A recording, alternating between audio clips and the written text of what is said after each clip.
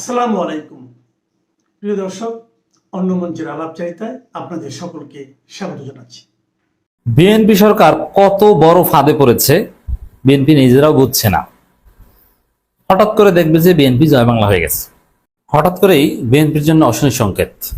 চারদিকে অনেকেই বিএনপি ছাড়ছে, ক্ষমতাসীন দলের প্রতি অনেকে হতাশ হয়ে পড়ছে, অনেকে স্পষ্ট করে জাতির সামনে বলছে যে না, এই বিএনপির সাথে আর পথ চলা সম্ভব নয়। অনেকে বিএনপি থেকে পদত্যাগ করছে, যাদের পদ পদবি নেই তারা নীরবে নিভৃতে বিএনপি থেকে দূরত্ব বজায় রাখছে। বিএনপি কিছুদিন পর আর দালাল খুঁজে পাবে না। আসল ঘটনা হচ্ছে বিএনপি বেশি দিন টিকতে পারবে না, এই ঘটনা অনেকের কাছে ফাঁস হয়ে গেছে, যার ফলে অনেকে বিএনপি ছাড়ছে আগেভাগে। আওয়ামী লীগ ক্ষমতা ছিল, তারপরও যখন জুলাই আন্দোলন শুরু হয়েছে তখন অনেকে কিন্তু আওয়ামী লীগ ছেড়েছে। অনেক ছাত্রলীগ নেতা, আমাদের বন্ধু, ছোট ভাই আওয়ামী লীগ নেতা, তারা আওয়ামী লীগ ছেড়েছে। তখন কোনো অপরাধী দলও অপরাধ করলেও সেটা দেখেও অনেকে না দেখার ভান ধরেন, কারণ ক্ষমতায়। আর বিবেকবোধে বাজলেও মনে মনে আক্ষেপ করেন, কিন্তু দল ছেড়ে যান না। কেন? যে ক্ষমতায় আছে। কিন্তু তখনই প্রকাশ্যে ঘোষণা দিয়ে দল ছাড়েন যখন যে এদের ক্ষমতা টিকবে না এই বিশ্বাস হয়। তো দর্শক, দুইটা খবর। একটা হচ্ছে সাখাওয়াত হোসেন সায়ন্ত একজন ডাক্তার এবং বিএনপির একজন পুরনো অ্যাক্টিভিস্ট। ফেসবুকে, মিডিয়ায়, বিশেষ করে টক শোতে তাদের মধ্যে বা বিএনপির যদি একদম টপ প্রকৃত বিএনপির প্রতিনিধিত্ব করেন এরকম যদি 5 জন অ্যাক্টিভিস্টের তালিকা করা হয়, তাহলে এই সাখাওয়াত হোসেন সায়ন্ত একজন। তিনি অনবরত বিএনপির পক্ষে বয়ান উৎপাদন করে আসছিলেন। দেখেন, এখন বিএনপিতে অনেক অ্যাক্টিভিস্ট গজিয়েছে, যেমন রেজাউল করিম রনি। এই রনি কোনোদিন বিএনপির পক্ষে ছিল না, কোনোদিন বিএনপি ছিল না। এ একসময় ছিল জামাতপন্থী, এরপরে এনটি শাহবাগী, এই একসময় এই এনসিপির ছেলেরাও তাকে ডাকতো। এ বিএনপি সাজছে নতুন। রেজাউল করিম রনি কোনো বিএনপির অ্যাক্টিভিস্ট না। অ্যাক্টিভিস্টের একটা পছন্দ থাকতে পারে, আর বিশ্লেষক সাধারণত নিরপেক্ষ হয়। বিএনপির অ্যাক্টিভিস্ট ছিল তো পিনাকি ভট্টাচার্য। আজকে পিনাকি ভট্টাচার্য নাই বিএনপিতে, বিএনপির সাথে কোনো সম্পর্ক নাই। এরপরে এই সাইয়েদ আব্দুল্লাহ তো শুক্রে শুক্রে 8 দিন ওর জন্ম, ও জীবনে বিএনপির পক্ষে কোনো প্রচারণা ছাড়েনি। আজকে তারেক রহমানের ব্যক্তিগত বিশেষ সহকারী হয়ে গিয়েছেন, এটা সম্ভবত প্রতিমন্ত্রী মর্যাদায়, বিরাট কিছু। এছাড়া এই ডেসপিকেবল মাদারবোর্ড ফাহাম আব্দুল সালাম, মির্জা ফখরুল রাজনীতিতে চুপচাপ, ফাহাম আব্দুল সালাম চুপচাপ। বিএনপির অ্যাক্টিভিস্ট আসলে কারা যদি খুঁজেন, একদম টপ লেভেলে পাবেন এই সাখাওয়াত হোসেন সায়ন্তকে। একজন পোর খাওয়া বিএনপির অ্যাক্টিভিস্ট, এবং তিনি নিজে ব্যক্তি জীবনে অনেক হয়রানির শিকার হয়েছেন, পেশাগত জীবনে অনেক বঞ্চিত হয়েছেন বিএনপি করার কারণে। সেই সাখাওয়াত হোসেন সায়ন্ত বলছেন, আমি বিএনপি করি কিন্তু বিএনপির পক্ষে বলবার মতো পয়েন্ট পাচ্ছি না। এর মানে তিনি আর বিএনপির সাথে থাকতে পারছেন না। বিএনপি অন্যায় করতে করতে, প্রতারণা করতে করতে এমন পর্যায়ে গিয়েছে বিএনপির পক্ষে বলার মতো কোনো পয়েন্ট নেই। টক শোতে ছোট ছোট বাচ্চা ছেলেদের কাছে বিএনপির বড় বড় অ্যাক্টিভিস্টরা নাকানি চুবানি খায়, কারণ তাদের কোনো যুক্তি নাই, তারা কুলিয়ে উঠতে পারছে না, তাদের ক্যাপিটাল ফুরিয়ে গেছে। দর্শক, শুধু সাখাওয়াত হোসেন সায়ন্ত না, যারাই বিএনপির পক্ষে টক শোতে কথা বলে, নীলুফার চৌধুরী, মনি থেকে শুরু করে যে হোক না কেন, নেতা কিংবা অ্যাক্টিভিস্ট, বিশ্লেষক, সবার মুখ শুকিয়ে গেছে, তারা আর কথা বলতে পারছে না। এখন তারা প্রকাশ্যে হতাশা ব্যক্ত করছে। এই সাখাওয়াত হোসেন সায়ন্তের এই বক্তব্যের অর্থ হচ্ছে তিনি এখন আর বিএনপি নাই, তিনি এখন মধ্যমপন্থী বা নিরপেক্ষ একটা অবস্থান নেবেন। কেন সাখাওয়াত হোসেন সায়ন্ত এই চূড়ান্ত সময় এসে, এত প্রবীণ বিএনপি, তিনি এখন এসে বলছেন যে বিএনপির পক্ষে আর কথা বলতে পারছি না? এর অর্থ হচ্ছে বিএনপির জন্য অশনি সংকেত। অনেকে বিএনপি ছাড়বে, আর সাখাওয়াত হোসেন সায়ন্ত কার্যত বিএনপি ছেড়ে দিয়েছেন। হাজার হাজার লক্ষ লক্ষ বিএনপি ছেড়ে যাবে। আর বিএনপির ভোটার যারা, তাদের একটা বিরাট অংশ অলরেডি ধরা খেয়েছে, তারা চলে গিয়েছে। দর্শক, বিএনপির সঙ্গে আর পথ চলা সম্ভব নয়। দীর্ঘ স্ট্যাটাস দিয়ে ঢাবি ছাত্রদল যুগ্ম সাধারণ সম্পাদকের পদত্যাগ, এটা যা শুরু। এর মানে ছাত্রদল থেকে এই মুহূর্তে কেউ পদত্যাগ করে, এখন তো রুটি রুজি, চাকরি কিংবা কিছু একটা পাবে, কিন্তু না। এই বিচক্ষণ ছেলে দেখতে পেয়েছেন যে এই বিএনপি তো টিকবে না, জনগণের ম্যান্ডেটের সাথে প্রতারণা করে কোনো দল টিকতে পারে না। আর দেশের যে অবস্থা, ভয়াবহ বিদ্যুৎ সংকট, বাংলাদেশের ইতিহাসে সবচেয়ে, বাংলাদেশ বিদ্যুতায়িত হওয়ার পর সেই অতীতে নবী আমলের হিসাব আমি ধরছি, 2016 সালের হিসাব, 16 সাল থেকে, কারণ 16 সাল থেকে বাংলাদেশ শতভাগ বিদ্যুতায়িত হয়।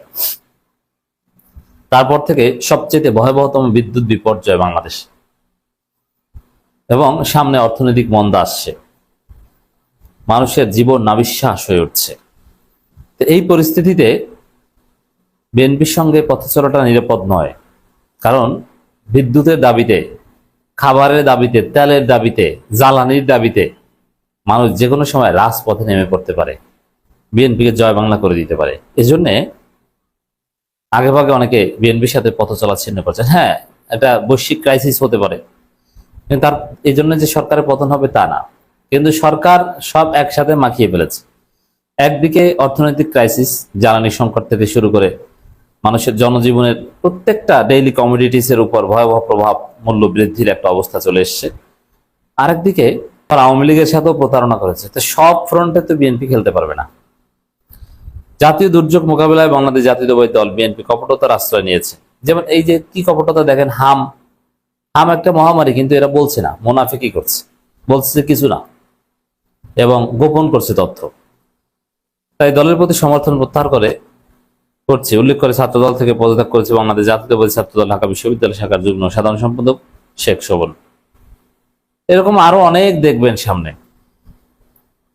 যারা অনলাইনে কথা বলে। ভিপি নুরের দল থাকবে না বিএনপির সাথে, জোনায়েদ সাকিরা থাকবে না, আমতারেক তো সরাসরি আওয়ামী লীগ করবে।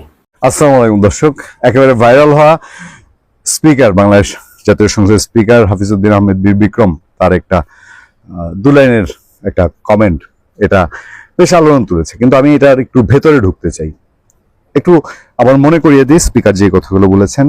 এনসিপির নেতা, তাদের দক্ষিণাঞ্চলের মুখ্য সমন্বয়ক, এবং এবার মোটামুটি ফাঁকা মাঠে গোল দেওয়া একসময় ডক্টর ইউনূস সরকারের মবের রাজ্যের ভাইব্রেন্ট তারকা, আমি আর মবের কারিগর বললাম না, মবের অন্যতম সেনাপতি বললাম না, হাসনাত আব্দুল্লাহ সম্পর্কে স্পিকার বলেছিলেন যে this is not Shahbag square, mister Abdullah. Hasnat আব্দুল্লাহকে স্পিকার আবারও ছোট্ট করে মনে করাই, সংসদে জাতীয় নাগরিক পার্টি এনসিপির সংসদ সদস্য মোহাম্মদ হাসনাত আব্দুল্লাহ, এই নামের আবার একটা ব্যাপার আছে। আবুল হাসনাত হচ্ছে তার নাম, সার্টিফিকেট নেম কি হাসনাত আব্দুল্লাহ, ইউনিভার্সিটি গিয়ে নাম চেঞ্জ করে অনেকে। আমার জীবনে এরকম একটা ইতিহাস আছে, আমি এটা পরে আরেকদিন আপনাদেরকে বলবো। আমার জীবন মানে আমার না, আমি একজনের দেখেছি, একজনের একটু ছোট্ট করেই বলি। আমার এক বড় ভাই পারিবারিক নাম ছিল, ধরেন আমাদের রহিমউদ্দিন, করিমউদ্দিন, সলিমউদ্দিন, এরকম একটা সংসদে শেষে আকাশ বাতাস তারা টাইপের একটা নাম দিয়েছে তার, তারাময়, আকাশময়, এই টাইপের। তো পিতা এসছেন তার ছেলেকে ক্যাম্পাসে খুঁজতে ইউনিভার্সিটির, তো পিতা তো তার দেয়ার নাম রহিমউদ্দিন, করিমউদ্দিন, সলিমউদ্দিন নামেই খুঁজেন, সারা ক্যাম্পাস খুঁজে বলে বেটা আমার টাকা খায়, আমার প্রতি মাসে টাকা আনে, ইউনিভার্সিটিতে পড়ে না, তাহলে থাকে কই। শেষে ঘাইটা ঘুইটা দেখা গেল ছেলে তো তার ওই রহিমউদ্দিন, করিমউদ্দিন নাম বদলায় নাম রাখছে গিয়া তারাময়, নক্ষত্রময়, ছায়াময়। আমি রূপক অর্থে আপনাদেরকে বলছি। এখন এই হাসনাত আব্দুল্লাহ যে নাম হইল আবুল হাসনাত থেকে, এটার রহস্য আমি একসময় বের করবো, জানবো। এই হাসনাত আব্দুল্লাহকে অসহিষ্ণু না হওয়ার আহ্বান জানিয়েছেন স্পিকার হাফিজউদ্দিন আহমেদ। তিনি স্মরণ করিয়ে দিয়ে বলেন, this is not Shahbag square, এটা শাহবাগ চত্বর নয়। এই কথাটাই আপনারা একটু খেয়াল করার চেষ্টা করবেন। আচ্ছা, শুক্রবার মাগরিবের নামাজের পর জাতীয় সংসদের অধিবেশনে সংশোধিত আকারে জুলাই স্মৃতি জাদুঘর বিল পাশ নিয়ে সরকারি দল ও বিরোধী দলের মধ্যে বিতর্কের সময় হাসনাত আব্দুল্লাহর উদ্দেশ্যে কথা বলেন স্পিকার। বিরোধী দলের অভিযোগ, জাতীয় সংসদের বিশেষ কমিটির বৈঠকের সমঝোতায় ব্যত্যয় ঘটিয়ে সরকারি দল সংশোধিত আকারে জুলাই স্মৃতি জাদুঘর বিল পাশ করেছে। এর প্রতিবাদে ওয়াকআউট করেছে বিরোধী দল। এ বিষয়ে বিরোধী দলের নেতা শফিকুর রহমান ও বিরোধী দলের চিফ হুইপ নাহিদ ইসলাম কয়েক দফা বক্তব্য দেন। আইনমন্ত্রী মোহাম্মদ আসরুজ্জামান ও স্বরাষ্ট্রমন্ত্রী সালাউদ্দিন আহমেদও পাল্টা জবাব দেন। এ নিয়ে উভয় পক্ষের মধ্যে প্রায় 40 মিনিট বিতর্ক হয়। দুই পক্ষের বিতর্কের মাঝামাঝিতে স্পিকার হাফিজউদ্দিন আহমেদও বিরোধী দলকে শান্ত করার চেষ্টা করেন। এ প্রসঙ্গে তিনি অতীতের সংসদ ও বর্তমান সংসদের তুলনা করেন। অতীতের তুলনায় বর্তমান সংসদে খুবই সহযোগিতামূলক, প্রাণবন্ত ও কার্যকর বলে অভিহিত করেন। স্পিকারের বক্তব্যের সময় জুলাই আন্দোলনের সম্মুখ সারির নেতা ও এনসিপি সদস্য হাসনাত আব্দুল্লাহ নিজ আসন থেকে দাঁড়িয়ে সরকারি দলের ভূমিকার প্রতিবাদ জানান, হইচই করতে থাকেন। এ সময় স্পিকার হাসনাত আব্দুল্লাহকে উদ্দেশ্য করে বলেন, এত অসহিষ্ণু হলে চলবে না mister Abdullah, this is not Shahbag square, this is parliament. এটা শাহবাগ চত্বর না, এটা সংসদ, এখানে ধৈর্য ধরে অপেক্ষা করতে হবে, শুনতে হবে। স্পিকার এই মন্তব্যের পর সংসদে জোরে চিৎকার চেঁচামেচি শোনা যায়। এর মধ্যে স্পিকার কথা বলতে থাকেন। তিনি বলেন, এখানে মৌখিক কথা বলার স্কোপ খুবই কম, নোটিশ দেবেন, আমরা তা আমলে নেব। হাসনাত আব্দুল্লাহরা শাহবাগ চত্বরেরও আসলে নায়ক বলবো কিনা, শাহবাগ চত্বরেরও কিং মেকার না।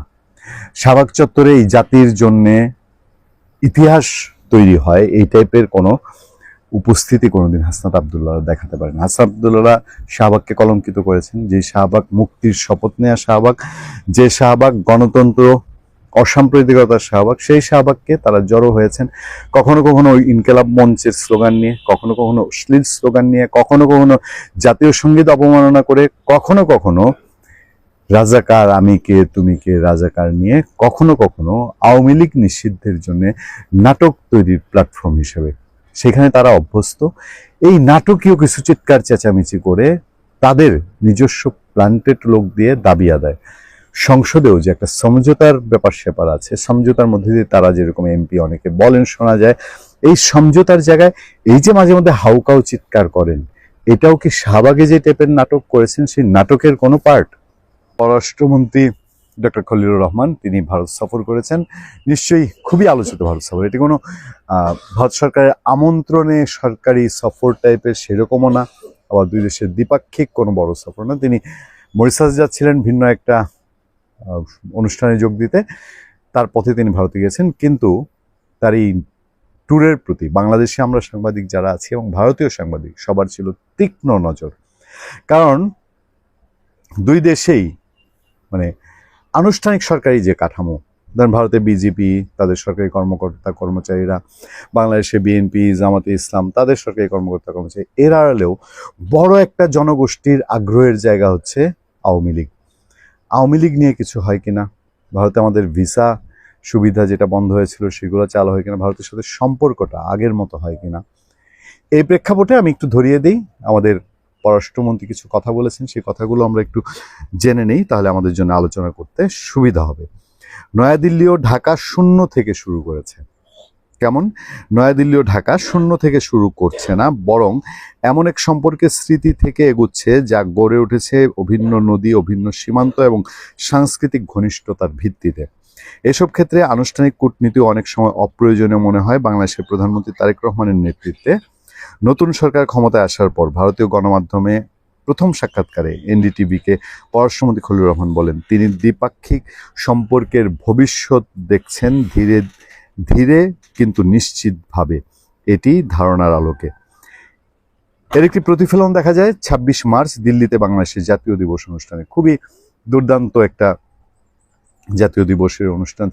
আমাদের ২৬শে মার্চ মহান স্বাধীনতা দিবসে দিল্লি হাইকমিশন, আমাদের হাইকমিশন দিল্লিতে খুবই দারুণ সাকসেসফুল একটা অনুষ্ঠান করেছেন, যেখানে ভারতীয় সাংবাদিকরা, ভারতীয় সাবেক কূটনীতিকরা, ভারতের সাবেক গোয়েন্দা কর্মকর্তারা তারা উপস্থিত ছিলেন এবং পেট ভরে সবাইকে কাচ্চি বিরিয়ানি খাইয়েছিলেন সফলভাবে। সেটার রেফারেন্স দিয়ে বলা হচ্ছে সেখানে দুই দেশের জাতীয় সঙ্গীত সরাসরি পরিবেশন করা হয়, যা দুই দেশের শক্তিশালী সম্পর্কের প্রতীক হিসেবে উঠে আসে। খলিলুর রহমানের ভাষায় এটি ছিল একটি স্মরণীয় মুহূর্ত। তিনি বলেন, নয়াদিল্লির পরিবেশে তিনি এক ধরনের সম্মিলন লক্ষ্য করেছেন, সেখানে দুই দেশেরই আলোচনার সম্পৃক্ততা ও উদ্যোগ নিতে আগ্রহী। তিনি জানান, সম্পর্ক স্বাভাবিক করার জন্য দুই পক্ষই কাজ করছে, তবে এমন তাড়াহুড়া না করে ধীরে ধীরে আস্থা গড়ে তোলার জন্য প্রয়োজন ধৈর্য। মধ্যপ্রাচ্য সংকটের কারণে বৈশ্বিক জ্বালানি বাজারে যে অস্থিরতা তৈরি হয়েছে তা মোকাবেলায় ভারত ও বাংলাদেশ কিভাবে একসঙ্গে কাজ করবে, এটি হবে সম্পর্কের নতুন অধ্যায়ের একটি গুরুত্বপূর্ণ সূচক বলে তিনি উল্লেখ করেন। আপনারা পুরো ইন্টারভিউটা আপনারা পড়ে নেবেন। আমি এবার আপনাদেরকে দুটো কথা বলি। ভারত বাংলাদেশ একে অন্যের পরিপূরক। বাংলাদেশ ছাড়া ভারত চলতে পারবে না, ভারত ছাড়া বাংলাদেশ চলতে পারবে না। ইউনূস আমলে ইউনূসের যা দোষ আছে তো আসে, ইউনূস তো মজা মারতে এসেছিল। ইউনূস মনে করছে, ওরে আমার সাথে কিছু বাংলাদেশের ভারত বিরোধী আছে, কিছু পাকিস্তানপন্থী আছে, এইবার ভারতের এক হাত দেখায় নেব। ওই যে আসিফ মজনুর ওই দিন বললো না, তারা নাকি দেখানোর চেষ্টা করেছে বাংলাদেশের জন্য মেরুদণ্ড আছে, বাংলাদেশের সর্বনাশ করে। ওই যে মুষ্টিমেয় গ্রুপটা যারা ভারত বিরোধী জিকির করে, আমরা যখন ইউনূস আমলে বলেছি কাজটা ঠিক হচ্ছে না, ভারতের সাথে অযথা পাঙ্গা নেওয়া ঠিক হচ্ছে না, পাঙ্গা নিতে গেলে বাংলাদেশের ক্ষতি হবে, তখন বাংলাদেশের ভেতরে ওই ভারত বিরোধী অংশটা যারা কট্টর পাকিস্তান প্রেমী, পাকিস্তানপন্থী, এরা আমাদেরকে নানানভাবে আক্রমণ করার চেষ্টা করছে। আমরা যখন লাইভে বসেছি, আমরা কথা বলতে পারি না, আমাদেরকে ভারতীয় দালাল ট্যাগ দিয়ে সাংঘাতিকভাবে ব্যতিব্যস্ত রেখেছে। এই অংশটা এখন কেন চুপ, একদম নিশ্চুপ? দেখবেন এই যে তারেক রহমান সরকার, তারেক রহমান আসার পরে ইন্ডিয়ার সাথে আমাদের সম্পর্কের উন্নয়ন হচ্ছে, নানান রকম একটা চেষ্টা চলছে, এই পরিস্থিতিতে ওই অংশ চুপসে গেছে। এরা কি ভেতরে ভেতরে আবার শক্তি সঞ্চয় করছে যে আবার একদিন কোনো এককালে এক ইউনূস আসবে, ইউনূস আসলে পরে আমরা আবার একরকম ওই 7 সিস্টার ভেঙে দিতে চাবো, আবার ভারতের সাথে ভিসা বন্ধ করব, আবার ভারতের সাথে বাণিজ্য বন্ধ করব, এবং বাংলাদেশের মানুষকে ঘাস খাইয়ে রাখার যে স্বপ্ন তারা দেখছিল সেইটা করবে। আমরা মনে করি নতুন সরকার ভারত বাংলাদেশ সম্পর্ক উন্নয়নের যে চেষ্টা করছে, শেখ হাসিনা, আওয়ামী লীগ, এইসব সাবজেক্ট বাদ দিয়েও ভারত বাংলাদেশ সম্পর্কটা ওই স্টেবল অবস্থায় থাকুক। ভারতের মানুষজনের তার নিজস্ব যেমন একটা সেন্টিমেন্ট আছে, একটা অংশ তারা আওয়ামী লীগ নিয়ে আগ্রহী, বড় অংশ বাংলাদেশের একটা অংশ আগ্রহী, এগুলো রাজনীতির ভিন্ন প্রেক্ষাপটে রেখে যে কোনো সিচুয়েশনে ভারত বাংলাদেশ সম্পর্কটা একটা ব্যালেন্সের মধ্যে থাকুক, এই প্রত্যাশা রেখে আজকের মতো বিদায় নিচ্ছি। যারা গত 6টি পর্ব নর্থ ইস্ট নিউজে পড়েছেন কিংবা আমাদের ভিডিওতে শুনেছেন তারা জানেন, কিন্তু আজকে এই মুহূর্তে যারা নতুন এই ভিডিওতে যোগদান করছেন তাদের উদ্দেশ্যে বলছি যে বাংলাদেশের সিনিয়র সাংবাদিক এনায়েত কবির 2024-এ শেখ হাসিনা সরকারের পতনের পূর্বাপর্ব, সেনাবাহিনী এবং বাহিরের ভূমিকা নিয়ে একটা সিরিজ স্টোরি করছেন, তারই আজকে 7ম পর্ব প্রকাশিত হয়েছে। সেই 7ম পর্বের আলোকেই আমাদের আজকের আলাপের ফোকাস বা বিষয় মূলত চক্রান্তের জালে শেখ হাসিনা, যেভাবে সেনাপ্রধান ও গোয়েন্দা প্রধানরা ঘটালেন শেখ হাসিনার পতন। 5 আগস্ট 2024 বাংলাদেশের ইতিহাসে এক অবিস্মরণীয় দিন, কিন্তু আমরা যা দেখেছি তার নেপথ্যে কি অন্য কোনো বড় খেলা চলছিল? কিভাবে মাত্র কয়েক ঘন্টার ব্যবধানে একজন লৌহ মানবীকে দেশ ছাড়তে বাধ্য করা হলো, আজ আমরা বিশ্লেষণ করব সেই নেপথ্য কারিগরদের নিয়ে, যারা খুব কৌশলে শেখ হাসিনাকে চারপাশ থেকে ঘিরে ফেলেছিলেন। সেনাপ্রধান জেনারেল ওয়াকারুজ্জামান থেকে শুরু করে ডিজিএফআই ও এনএসআই প্রধানদের সেই মাস্টার প্ল্যান আজ উন্মোচিত হবে এই ভিডিওতে। 5 আগস্ট বিকেল গণভবনের স্পেশাল সিকিউরিটি ফোর্স বা এসএসএফ কর্মকর্তারা এক চরম অনিশ্চয়তায়। প্রধানমন্ত্রী কোথায় যাবেন, কার কাছে নিরাপদ, তা নিয়ে কোনো স্পষ্ট ধারণা ছিল না তাদের। অথচ কুর্মিটোলার বাসার বেজে তখন ছিল রাজকীয় প্রটোকল। শেখ হাসিনা ততক্ষণে বুঝে গেছেন তিনি বড় ধরনের বিশ্বাসঘাতকতার শিকার হয়েছেন। উত্তরা থেকে যখন কারফিউ ব্যারিকেড হঠাৎ তুলে নেওয়া হলো, তখনই তিনি বুঝতে পারেন তার সময় শেষ। ঢাকা সেনানিবাস থেকে ঘোষণা এলো, সেনাপ্রধান জেনারেল ওয়াকারুজ্জামান জাতির উদ্দেশ্যে ভাষণ দেবেন। এই একটি ঘোষণাই ছিল ক্ষমতার পালাবদলের চূড়ান্ত সংকেত। অনেকে বলছেন কোটা সংস্কার আন্দোলন দমনে সামরিক বাহিনীর ওপর অতি নির্ভরশীলতাই ছিল শেখ হাসিনার সবচেয়ে বড় রাজনৈতিক ভুল। গোলাযোগ শুরু হওয়ার পর জেনারেল জামান এবং শীর্ষ কর্মকর্তারা শেখ হাসিনাকে বারবার পরামর্শ দিচ্ছিলেন বিষয়টিকে রাজনৈতিকভাবে সমাধান না করে সামরিক শক্তি ও আইন শৃঙ্খলার ওপর ভরসা করতে। তারা অজুহাত দিচ্ছিলেন প্রাণহানি ও রক্তপাতের। অথচ আওয়ামী লীগের জ্যেষ্ঠ নেতারা বারবার দাবি করেছিলেন যে তারা পরিস্থিতি রাজনৈতিকভাবে সামাল দিতে পারবেন। কিন্তু শেখ হাসিনাকে প্ররোচিত করা হয়েছিল তার ছোট বোন শেখ রেহানা এবং তার উপদেষ্টা সালমান এফ রহমানের মাধ্যমে। অভিযোগ আছে সেনাপ্রধান, ডিজিএফআই এবং এনএসআই প্রধানরা মিলে তাকে একটি মিলিটারি ডিপেন্ডেন্ট বা সামরিক বাহিনীর ওপর নির্ভরশীল বলয়ে বন্দী করে ফেলেন। সেই মরণ ফাঁদেই শেষ পর্যন্ত পা দিয়েছিলেন তিনি। 5ই আগস্ট তাকে যখন বাসার বেজে নেওয়া হয়, তিনি ভেবেছিলেন তাকে নিরাপত্তার খাতিরে টুঙ্গিপাড়ায় নেওয়া হচ্ছে। সেখানে পৌঁছানোর পর তিনি বুঝতে পারেন তিনি আর ক্ষমতায় নেই। 2024 সালের 7ই জানুয়ারি নির্বাচনের আগে থেকেই শেখ হাসিনার চারপাশে একটি শক্তিশালী গোয়েন্দা বলয় বা চট্টগ্রাম সার্কেল তৈরি করা হয়েছিল। এই সার্কেলে কারা ছিলেন? চট্টগ্রামের মোহাম্মদ কায়কাউস হলেন মুখ্য সচিব। এনএসআইয়ের প্রধান হিসেবে নিয়োগ পেলেন হাটহাজারের মেজর জেনারেল মোরশেদ, যিনি বিএনপি নেতা মোরশেদ খানের ভাগ্নে জামাতা। কক্সবাজারের মেজর জেনারেল হামিদুল হক হলেন ডিজিএফআই প্রধান। হামিদের পরামর্শেই নাইমুল ইসলাম খানকে প্রেস সেক্রেটারি করা হয়। এমনকি সামরিক সচিব মেজর জেনারেল কবির আহমেদও এই চক্রের ঘনিষ্ঠ হয়ে ওঠেন। পাশাপাশি সালমান এফ রহমান, যার সাথে পাকিস্তানের ঘনিষ্ঠতার কথা শোনা যায়, তিনিও হয়ে ওঠেন প্রধান কুশীলব। এই চক্রের সাথে নিয়মিত যোগাযোগ রাখতেন তৎকালীন জাতিসংঘ প্রতিনিধি গোয়েন লুইস। অভিযোগ আছে তারা শেখ হাসিনাকে এমন কিছু প্রস্তাব দিয়েছিলেন যা সার্বভৌমত্বের জন্য বিতর্কিত, যেমন রামু সেনানিবাসকে জাতিসংঘের স্থায়ী ঘাঁটি করা বা রাখাইন অঞ্চলে সামরিক করিডোর তৈরি। এমনকি 5ই আগস্ট গণপিটুনির মাধ্যমে শেখ হাসিনাকে হত্যার একটি চক্রান্ত ছিল বলেও দাবি করা হয়, যাতে বিদেশি হস্তক্ষেপের অজুহাত তৈরি করা যায়। সেই চরম মুহূর্তে ভারতের একজন শীর্ষ জাতীয় নিরাপত্তা কর্মকর্তার হস্তক্ষেপে শেখ হাসিনার প্রাণ রক্ষা পায়। ভারতের সেনাপ্রধান জেনারেল উপেন্দ্র দ্বিবেদীর কাছ থেকে আকাশপথ ব্যবহারের অনুমতি আগে ভাগেই নিয়ে রেখেছিলেন জেনারেল ওয়াকারুজ্জামান। এসএসএফ বা পুলিশ কিছুই জানতো না গন্তব্য সম্পর্কে। শেখ হাসিনাকে দিল্লির নিরাপদ আশ্রয়ে পাঠানোর পরিকল্পনাটা ছিল অত্যন্ত গোপনীয়। যদিও শেখ হাসিনা দেশ ছাড়তে চাননি, কিন্তু পরিস্থিতির চাপে তাকে সামরিক বিমানে করে দিল্লিতে পাঠানো হয়। দিল্লি পৌঁছানোর পর ভারতীয় কর্মকর্তাদের পরামর্শেই তিনি সেখানে থেকে যান এবং বিমানটি ঢাকায় ফিরে আসে। শেখ হাসিনা চলে যাওয়ার পর দেশে কি ঘটল?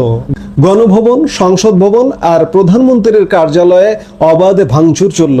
এসএসএফ বা অন্য কোনো বাহিনী কেন বাধা দিল না? অভিযোগ ওঠে সেনাবাহিনীর পরিকল্পিত এবং বাছাইকৃত নিষ্ক্রিয়তার। সেনাপ্রধান যখন এসএসএফ ব্রিগেডিয়ারকে রাস্তায় নামতে বললেন, তখন সেই কর্মকর্তা সাফ জানিয়ে দেন যে তারা সাধারণ মানুষের রোষানলে পড়তে চান না। এই সুযোগে বিচার বিভাগ থেকে শুরু করে প্রশাসনের উচ্চ পদস্থ কর্মকর্তাদের জোর করে পদত্যাগ করানো হয়। অথচ অদ্ভুত ব্যাপার হলো, সেনানিবাসগুলোতে 627 জন ভিআইপিকে আশ্রয় দেওয়া হয়েছিল।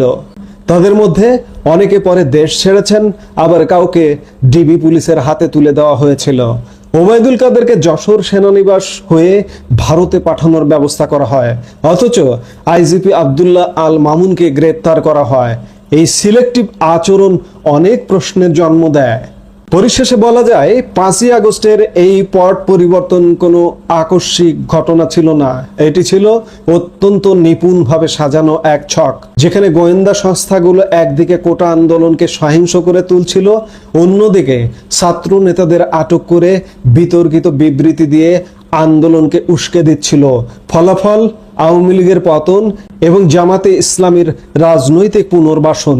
সেনাপ্রধান নিজেই সেনানিবাসে নিষিদ্ধ জামায়াত নেতাদের সাথে বৈঠক করেছেন বলে আমরা সেই দিনই জানতে পেরেছিলাম। প্রশ্ন থেকে যায়, এই এনসার্কেলমেন্ট বা ঘেরাও করার রাজনীতি কি বাংলাদেশের সার্বভৌমত্বের জন্য কোনো অশনি সংকেত, নাকি এটি স্রেফ ক্ষমতার পালাবদল?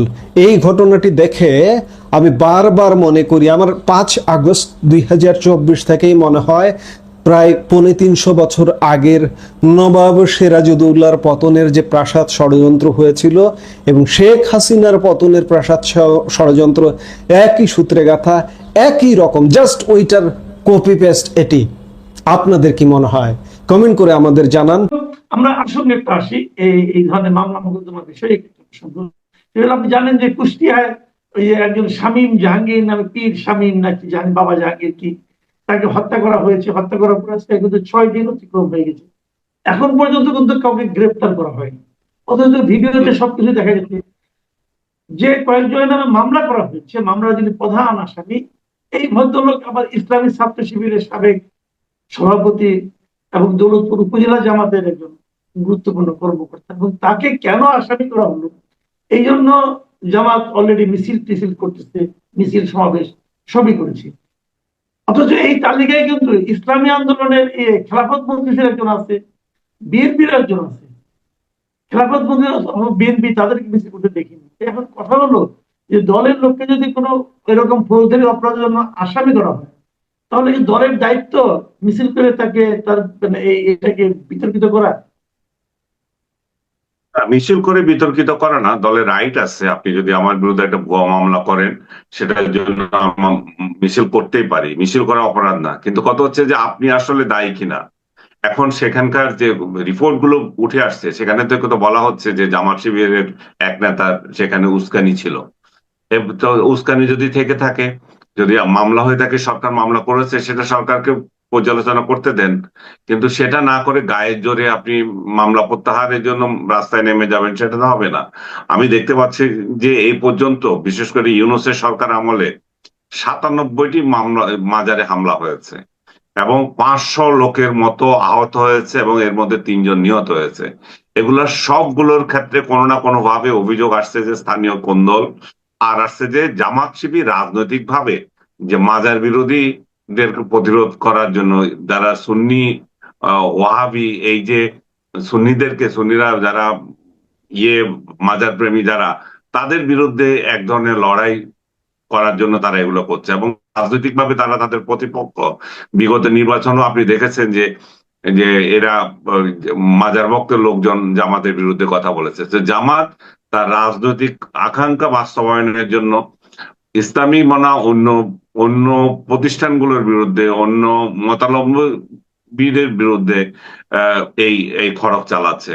আমি মনে করি যে জামাত পরিশুদ্ধ হওয়ার একটা চেষ্টা আছে তাদের অনেকগুলো ক্ষেত্রে। বিশেষ করে এবার তো দেখলাম বৈশাখ উদযাপন করছে, যদিও আরাম ছিল এত বছর ধরে, এখন বৈশাখ বলে হালাল হয়েছে। তো হালাল যখন হয়েছে, তখন অন্যের বিশ্বাসকেও আপনি সম্মান করেন। আমি ব্যক্তিগতভাবে হয়তো মাজারের পূজারি না, আপনি হয়তো পূজারি না, কিংবা আমি মাজারের পূজারি, তাতে আপনার মাথা ব্যথা কেন হবে? আপনি দেখেন যে ইসলামের বড় বড় আকারের বরখেলাপ কোথাও হচ্ছে কিনা। যদি হয়ে থাকে, তাহলে স্থানীয় প্রশাসনকে অভিযোগ করেন, সেখানে মামলা দেন। এবং আইন আদালত তো সবকিছু নিজের হাতে তুলে নিচ্ছেন কেন? এর আগে আরেকটা রাজবাড়ি বা কোথাও জানি একটা পীরকে পুড়িয়ে মেরে ফেলেছে, আপনার মনে আছে কিনা জানি না। পীর বা কথিত পীর কবর থেকে তুলে পুড়িয়েছে। কত জঘন্য বোঝেন, একটা লাশকে পুড়িয়ে ফেলছে। যে এগুলো আবার ধর্ম নিয়ে কথা বলে, এর থেকে জঘন্য ধর্মের এই রূপ, এই ধর্মের এই জঘন্য রূপ পৃথিবীর আর কোন ধর্মে দেখা যাচ্ছে? তো এরা আসলে যা করছে, আমাদের শান্তিপ্রিয় একটা ধর্ম আমরা যাদেরকে বলি, তাকে আসলে অশান্তির ধর্ম হিসেবে প্রতিষ্ঠিত করতে চায়। তাদের ইসলাম জামাতি ইসলাম, জামা মানে কাপড়, কাপড়ে ইসলাম। তো তারা এরকম ইসলাম তো আমরা চাচ্ছি না। হ্যাঁ, তো আমি মনে করি যে জামাতে ইসলামের কেন্দ্রীয় নেতৃত্ব তারা যদি মনে করে যে না, আমরা মাজার বিদ্বেষী না, তাহলে তারা তাদের এই ধরনের উস্কানিমূলক কর্মকাণ্ডদের তাদের থামানো উচিত। তারা মূল স্রোতে আসার চেষ্টা করছে এবং সেই চেষ্টাকে আমি স্বাগত জানাই। যে জামাত ইসলামকে তো আপনি এখন বাংলাদেশ থেকে বের করে পাকিস্তানে যেতে বলতে পারেন না, তারাই বরং অন্যদেরকে এই দেশ ছেড়ে চলে যেতে বলে। তো এমন একটা পরিস্থিতিতে তারা যে মূল স্রোতে এসছে, সেটাকে সাধুবাদ জানাতে হয়। এবং সেই সাধুবাদ জানানোকে আমি এটাও বলবো যে তারা যে অন্য মতামত, অন্য ধর্ম মতাবলম্বী এবং অন্য ধর্মে বিশ্বাসী লোকদের প্রতি যেভাবে আচরণ করে, সেটা তাদের থামানো উচিত। এখানে শুধু মাজার কেন্দ্রিক লোক না, তাদের বিরুদ্ধে অভিযোগ ধর্মীয় সংখ্যালঘুদের প্রতিও তারা বিরুদ্ধে আচরণ করে, তাদেরকেও তারা নিষ্পেষণ করে। গত ইলেকশনে আমি তো জেলে ছিলাম, সব দেখি নাই, কিন্তু এখনো পর্যন্ত যাদের সাথে দেখা হয়, তারা অনেকে বলে যে তাদেরকে হুমকি দেওয়া হয়েছিল ভোট কেন্দ্রে না যাইতে, ভোট না দিতে। আবার এমন আবার দায়িত্ব দিয়েছে যে তোমার এই কেন্দ্রের ভোট আমরাই পাবো, যদি আমরা যদি সেকেন্ড হই তাহলে দেখে নেব। সেরকমও অনেক হুমকি দামকির জায়গায় গেছে। তো তারপরেও যে সব জায়গায় তারা ভোট পেয়েছে তা না, এই ভোট তো তার মতোই চলে। কিন্তু হুমকি দামকি যে রাজনীতি সংখ্যালঘুদেরকে, সেটা জামাত অতীতের ইতিহাস থেকে বেরিয়ে আসতে পারে না। জামাত একটা পরিশুদ্ধ রাজনীতি করুক, আমি এটা চাই। কারণ এখন তারা প্রধান বিরোধী দল, যে কারণে হোক, ফাঁকা মাঠে হইলেও তারা বিরোধী দল, এটা স্বীকার করতে হবে। তাদের আচরণগুলো যাতে ভালো হয় সংসদে, সংসদের বাইরে, সর্বস্তরে, আমি মনে করি যে তারা একটা গঠনমূলক রাজনীতি করুক। জি, আমি বলেছিলাম যে আমরা মানে আপনার সাথে অনুষ্ঠান করব যখন তখন আপনার তো অনেক ভক্ত আছে, অনেকেই আপনার ব্যাপারে মন্তব্য করেন, কমেন্ট করেন। আমি একটা কমেন্ট নিয়েছি, যে কমেন্ট আমি পড়বো এবং সেখানে এই ব্যাপারে আপনার একটু মূল্যায়নটা শুনতে চাই। লিখেছেন মিস্টার মতিন রানা। তিনি লিখেছেন যে জেল কর্তৃপক্ষের একটা প্রতিপাদ্য বিষয়, যে রাখিব নিরাপদ, দেখাবো আলোর পথ, এই প্রতিপাদ্য নিয়ে তাদের কাজ করার কথা থাকলেও বিভিন্ন অভিযোগের কারণে প্রশ্ন উঠেছে, আসলে কয়েদি ও হাজতিদের কতটা নিরাপদে রাখা হচ্ছে এবং তাদের সত্যিকার অর্থে ভালো পথে আনা হচ্ছে কিনা। তো না যেহেতু না আপনি তাদেরকে ভালো মতো আনা হচ্ছে না।